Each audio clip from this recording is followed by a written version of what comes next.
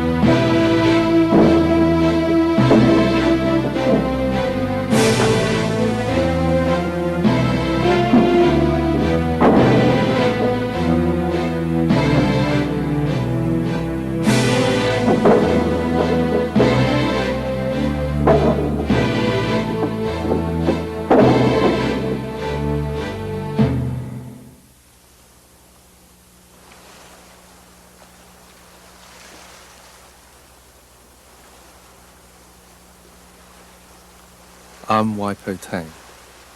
The art of expression is from my past experience and influence in my Wing Chun training. I wish to present to you my picture, my composition of the Wing Chun style.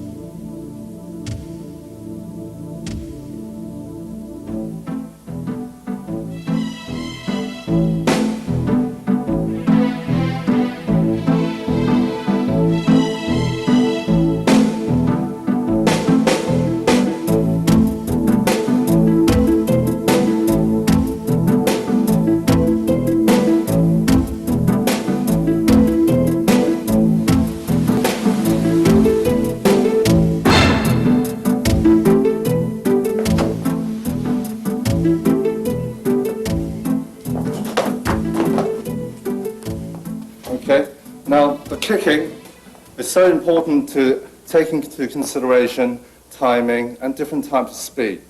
Although you only saw one speed, you've got to learn how to react to your opponent. You have to actually have the opponent to move and to keep on moving rather than staying still. The idea of moving, you've got to learn to use different angles, and you've got to adapt to how your body weight adjusts, either going backwards, forward, sideways, or to the other way. Or if you're in trouble, you've got to learn how to recover and to deliver a kick. Using a kick, meaning either you use it to set up, or to use a hand to set up and then kick, or use your legs to set up and then punch. As you see earlier, now the idea of moving around to get a distance, see how he reacts. As I did earlier, my hands went up to cover the vision. So he thinks the activities is at the upper level being the head area. So he's preoccupied in this area here, while the leg actually goes downwards. Although it's not considered as a power kick, the front heel kick, but it's a kick to actually set you up for the first advantage, where you take in from here, and then you can follow up with its other techniques.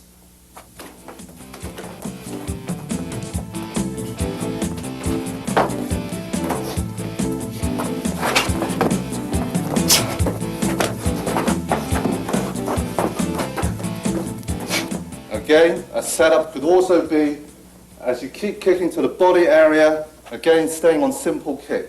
When you keep doing this, he will either drop his hand or he will either lift that leg up. So there's two ways he's going to react, that you have a rough idea how he's going to react without moving backwards or sideways. Okay? So as you do that, let's say if you lift his leg up, you can set up by taking that leg. Or, as you come down, as you kick, if you use his hand come down, you already got to set up as you kick and you punch. So the idea of using this simple straight kick can be used in many, many ways.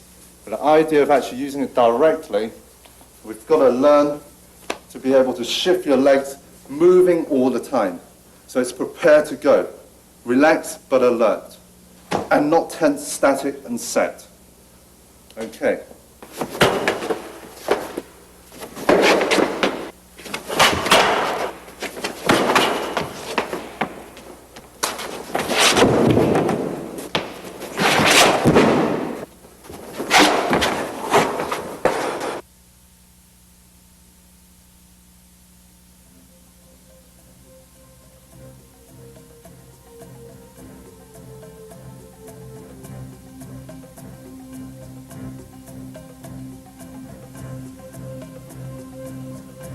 Read his movements. Measure his distance. Timing's crucial here. Counter his attack as soon as his eyes widen and his shoulders tenses.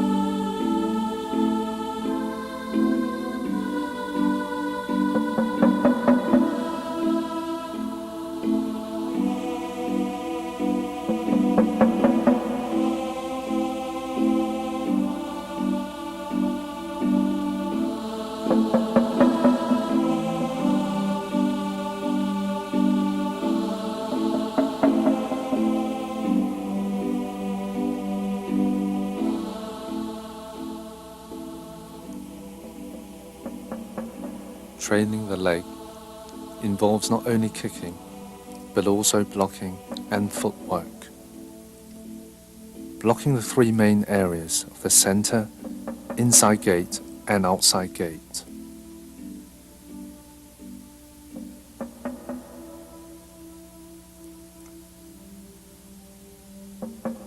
Good footwork allows you to become more mobile and greater chances to move in and out from the opponent.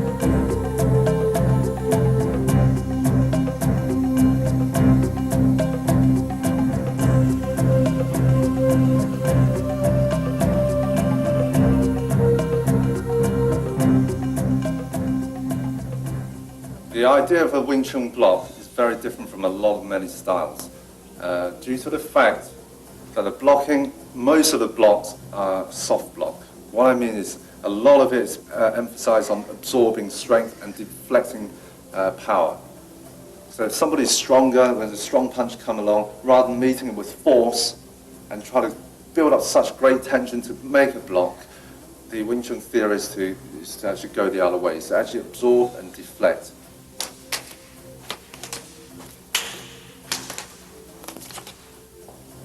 And it's not just down to one movement. You're talking about many movements, combinations. You know, if somebody attacks you, it's not just purely just one punch, and you try to block it as hard as you can. The idea in the Wing Chun system is to block it at a minimum force with a blocking and a maximum force with a strike. As an example, if a punch comes along, the force is coming straight on. So therefore, using strength to go like this, to block it as hard as you can, takes a lot of effort, although you are still blocking it, and it's effective as a single movement. But then you can also block it effectively, blocking this way, or when you punch, and you're hardly using any force. You punch again. As the force is coming this direction, the hand intercepts. Okay, the interception, as it comes forward, you bring it back in and take it to one side. And that's what I mean by a soft block. And a hard block is actually trying to clash as hard as you can against it, which is what I think is a lot of unnecessary strength use. Whereas you could save that as you're blocking, and once you're finished, boom, you concentrate on your maximum force from here. Also, it gives you a great chance to recover very quickly. Once you block, you're prepared again, and you're ready. Now, if somebody throws you one punch, and then the next punch, and kick you or grab hold of you, the chances are actually blocking.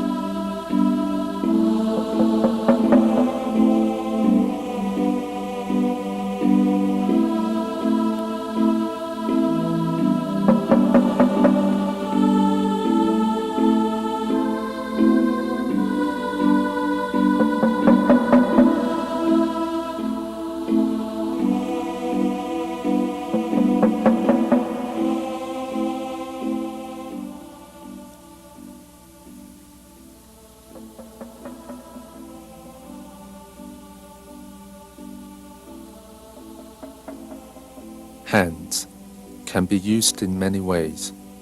The path varies according to the target. The straight punch is fast. The round punch is powerful. The palm strike is penetrating. The straight punch is the simplest and the first basic punch to learn.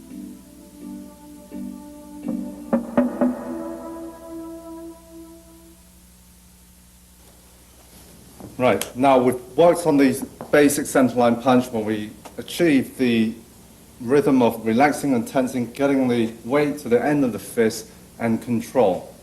Now to be able to use this technique in a more effective way, which include feinting, drawing, reaction, and different types of speed to make that technique, just that single punch, to become successful. As we went on standing on the basic stance doing a simple straight punch, now we can adapt it to actually facing the opponent. Now, as an example, you're facing a partner. This time we'll include footwork. Footwork is so important to get into the right distance before you throw the punch. We've learned basic speed, basic power, but we've got to be able to use this basic speed with distance and timing, and also reacting to how the hands are positioned. Therefore, adaptation is important. As in this case, the opening in front of me where the guard hands is apart, that's where you can go for a straight punch, straight in. Okay, so that's when the gap is open for you to do a direct straight punch. When there's no gap, when it's well guarded in the center line, as the punch can't get through, or the difficulty of getting through, you may be able to punch through the guard a lot easier to sidestep. So you get an opening on this angle here. Right here, so your eyes is a path. See straight through to his center line and deliver that turning straight punch.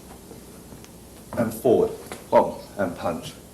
A lot of time as you're doing a sidestep, if you're not successful, if he reacts to you, you'll always have a chance to come back to guard again. So you do that all the time, boom, open it. Okay, so you open him up, step, step, boom, and punch. Step, and punch.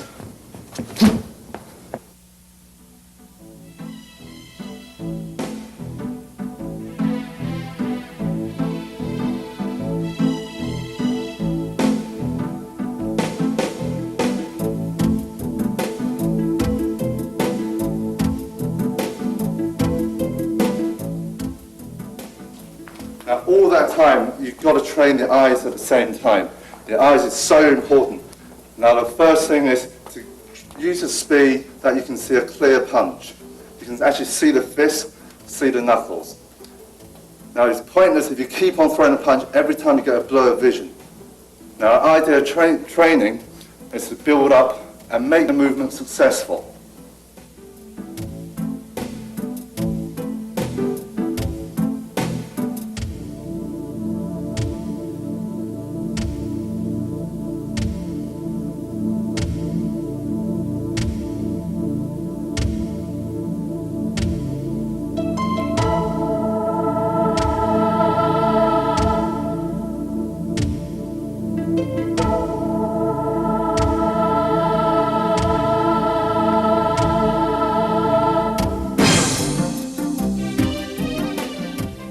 The speed of the punch will have to vary. You have to work on the fast speed as well as the slow speed. And the key point here is timing. You have to be able to land successfully, depending on how fast and how slow he reacts. Now, all this theory here goes right the way through to blocking, to kicking, to grappling, to throwing. The idea of training is to be successful while you're training. When you start competing right at the beginning, when you're using far too much speed and far too much power, you'll find you've lost the skills. You're not doing skill training. The only thing you probably achieve is good fitness, and that's probably it, and a bit of strength. Now, if you're training for skills, work skills. Build up the strength and speed afterwards. And if you separate your training for speed, if you do speed training and then do strength training. But when you're learning a skill, it's important, good rhythm. It's got to flow, it's got to be natural, and you've got to feel good. And to be able to do that, you have to repeat the movements over and over again. And that is the hardest part of training.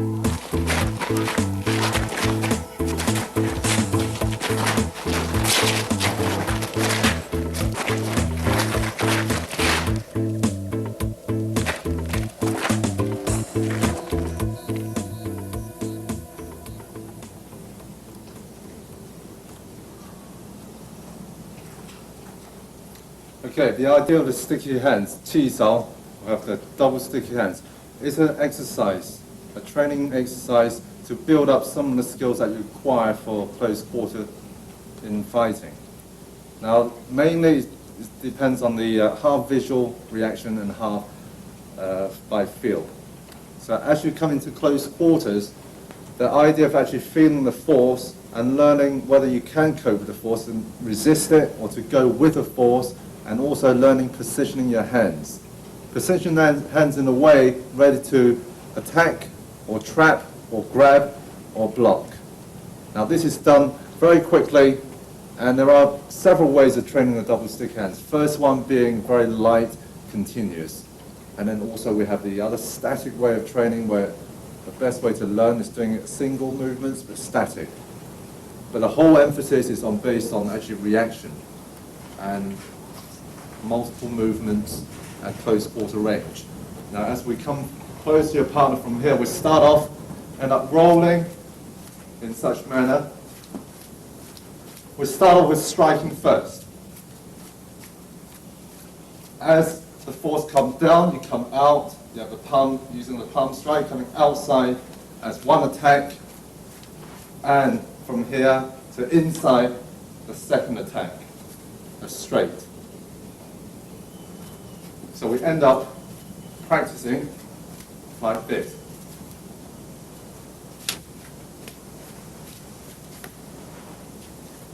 Now we work on the defensive side, where the person starts to defend. Now you've got to work at a certain speed where you can actually block, so you don't actually slap on his head each time. Example. Block.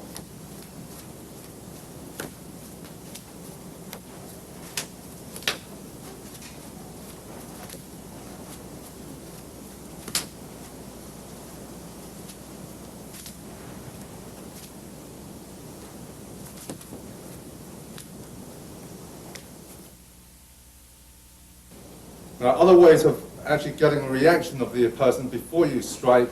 When the two hands are up here, the chances are striking is very difficult. So you must create gap by rolling the hands. As you roll, you create a gap. Force. His reaction would be either pushing it back against, you press down to strike, or to create a gap where you open his hand up so you strike here, or when he comes down to come back to guard again, you come over the top and you strike. Now all this is done by feel, so you end up doing this continuously, striking this way.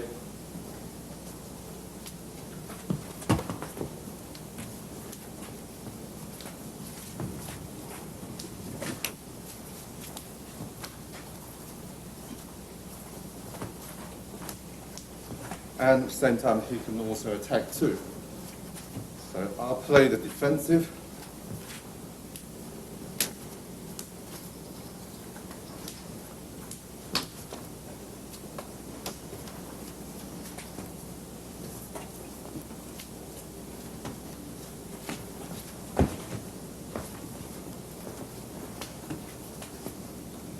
Okay, so the idea is actually feeling. Every time he attacked, you know that force is coming forward. As soon as he comes forward, that's when you get prepared to block or to get ready to guard. Now that's what I mean by actually reacting by feeling. Okay.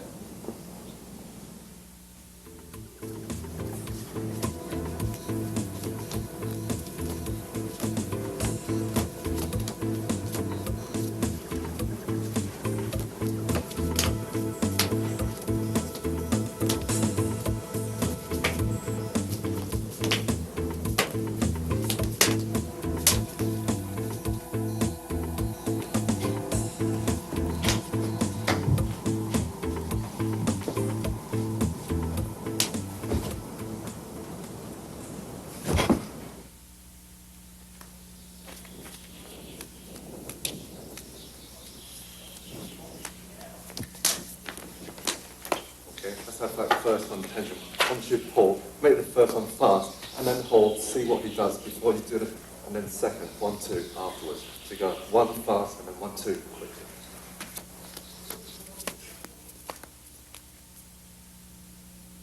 Choreographed combinations in Qi teaches you to understand reactions to different attacks.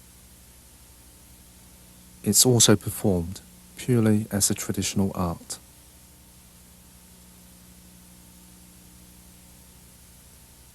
As a complete Wing Chun artist, practicing applied techniques and artistic techniques are both equally important.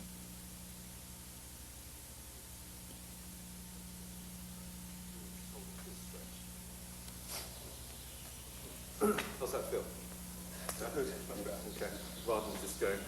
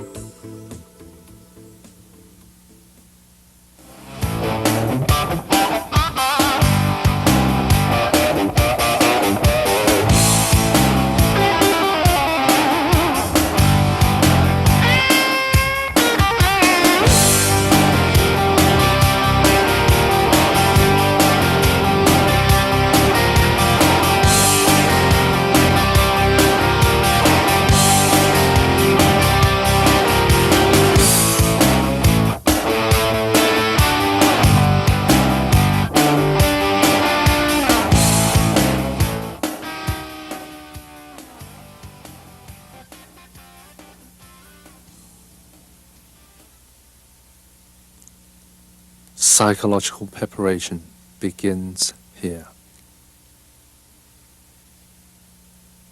The workout during the impact session demands a very competitive work rate.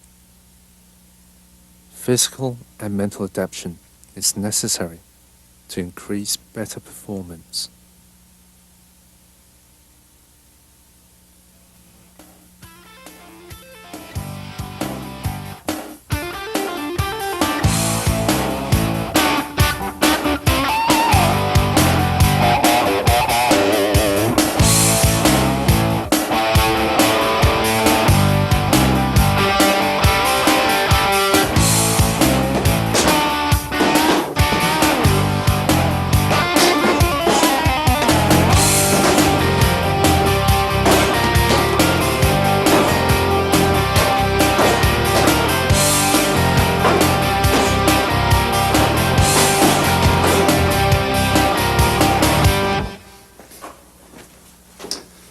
Now, what we've just gone through, apart from general fitness, general warm-up, you've got to go for a specific warm-up too, such as actually working on impact, where the force is actually going to get there's a great deal of stress on the wrist area there, and also in your joints. So you've got to get used to the exercise, warming up first, so you can build up the physiological and psychological strength, prepare yourself for a much harder workout in the later stage.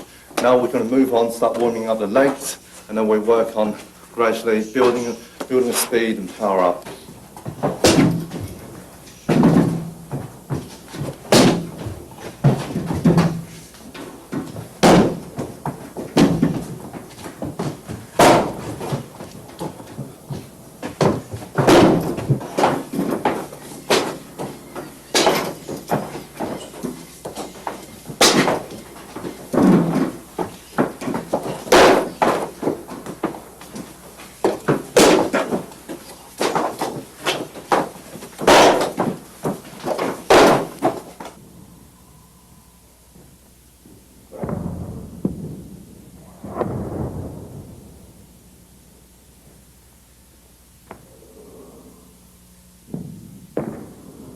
Watching the pads as though I'm watching my opponent. Focus and concentrate on the right timing to deliver an explosive kick.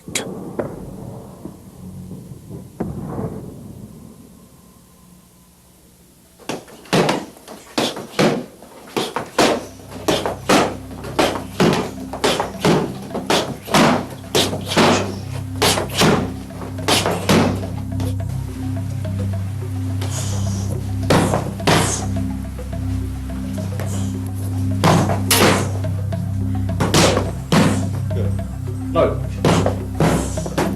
Go. Come on, one more. Go. Okay, good. Well done.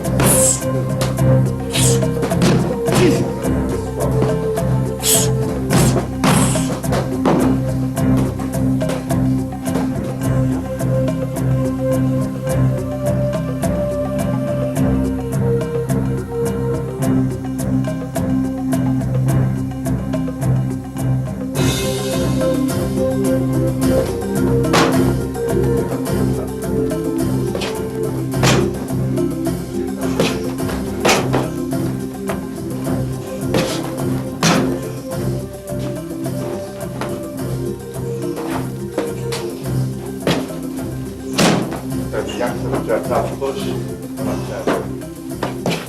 Okay.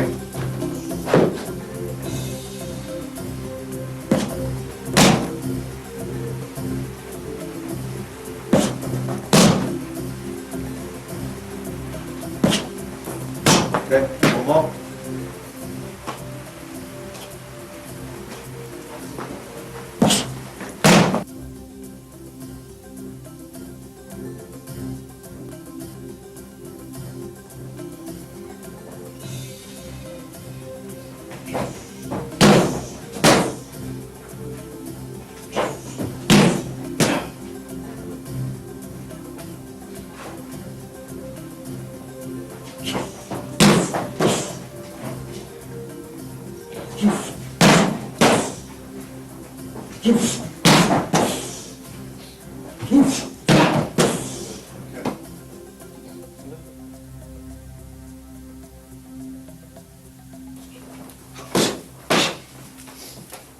Come on, hold for one.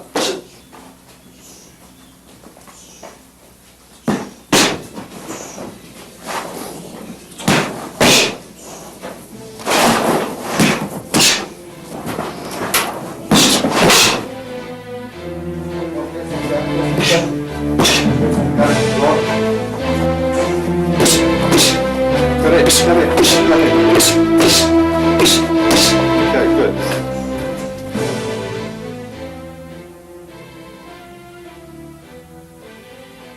I demand an even higher standard of myself, but stagnation appear again. I must persist and endure until I have fulfilled my intention.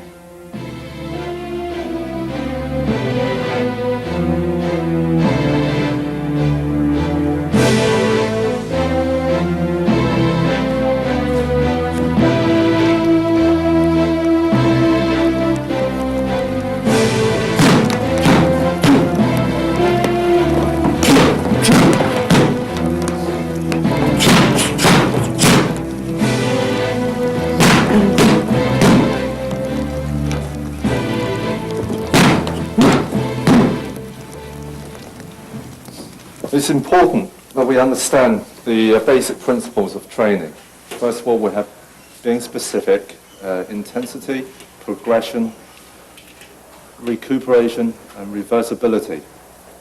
Now, being specific by means of segregating and understanding different parts of training, for example, speed, strength, power, skills, and qualities.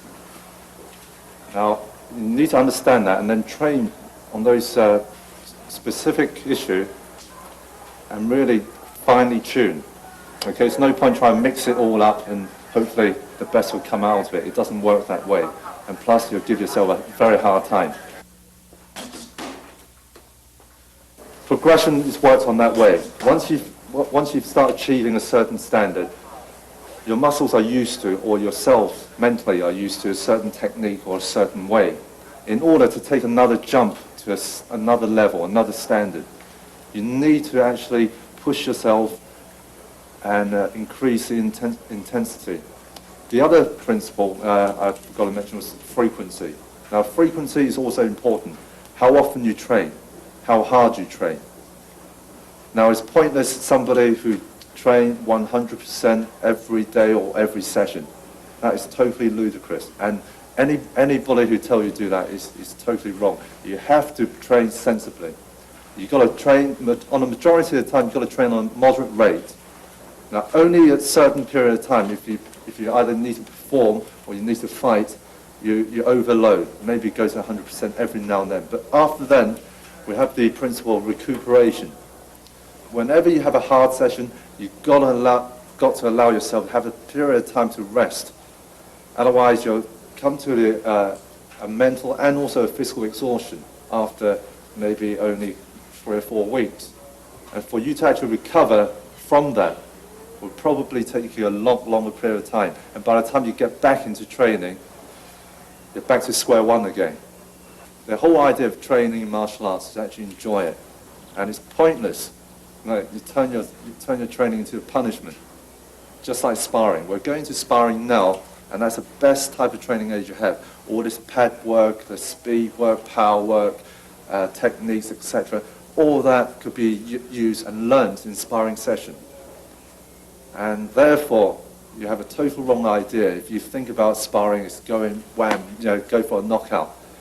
You may achieve a good knockout, but the problem is you're not going to actually have any time or any chance of training any skills.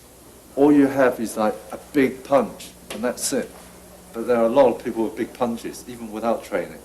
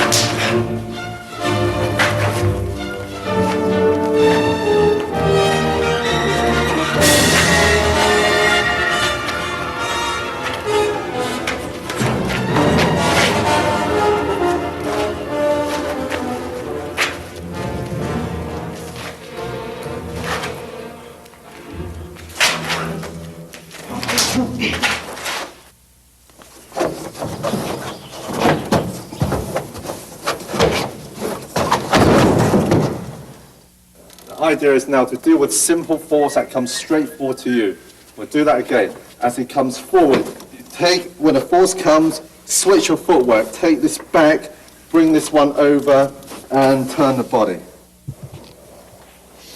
Okay, now we'll use the same theory applying to hands now. This will bring you much closer towards the understanding of Wing Chun theory. Okay, now as your hand is here, now when force is pushed across this way, across this direction here, as it does that, now the idea is if you resist, if you can maintain the resistance and then stay there. If not, if it's a lot stronger, you rather than resisting, you come over. So when the hand comes this way, that leaves you open, and you follow that force right away through.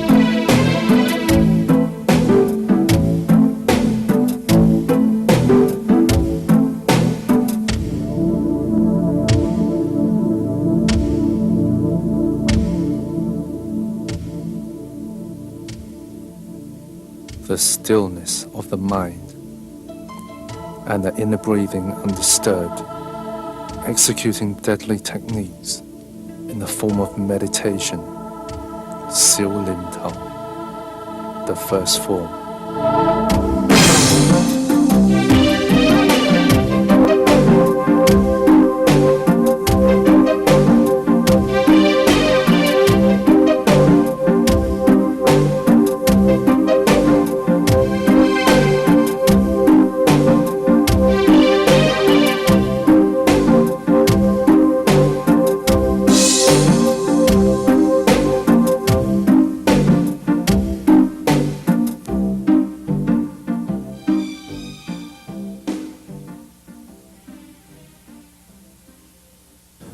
Right, we need to interpret the forms, first form, second form, third form, and we need to understand and interpret these sequences.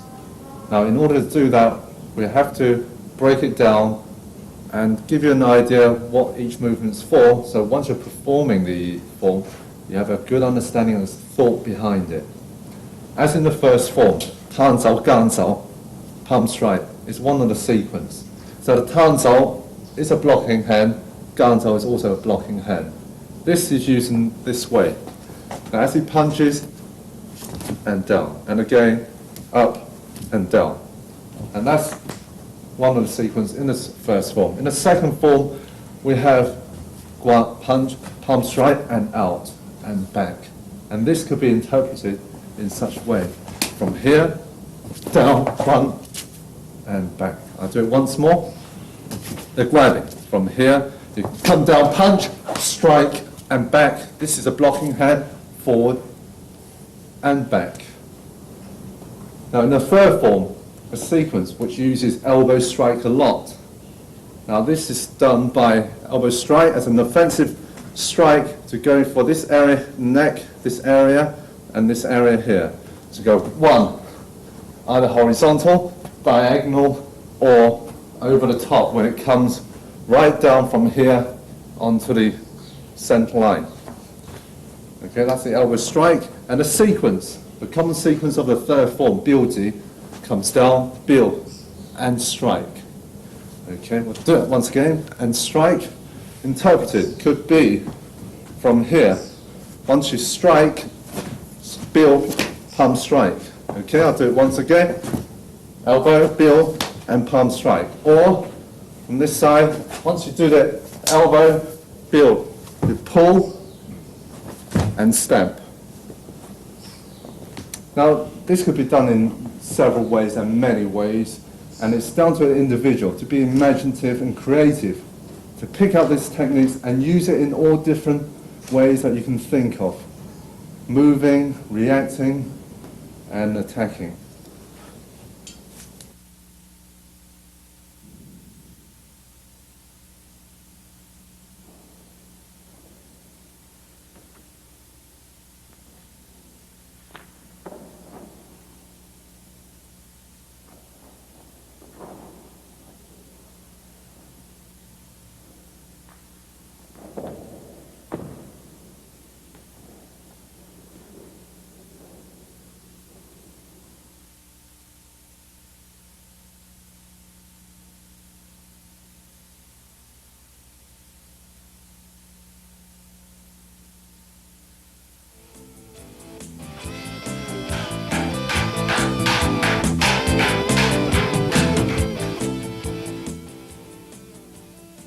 The double swords has been passed down by the great Grandmaster Yilkil of Fatsan, China.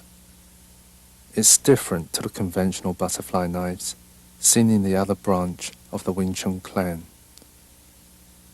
I enjoy these traditional techniques in my stick fighting.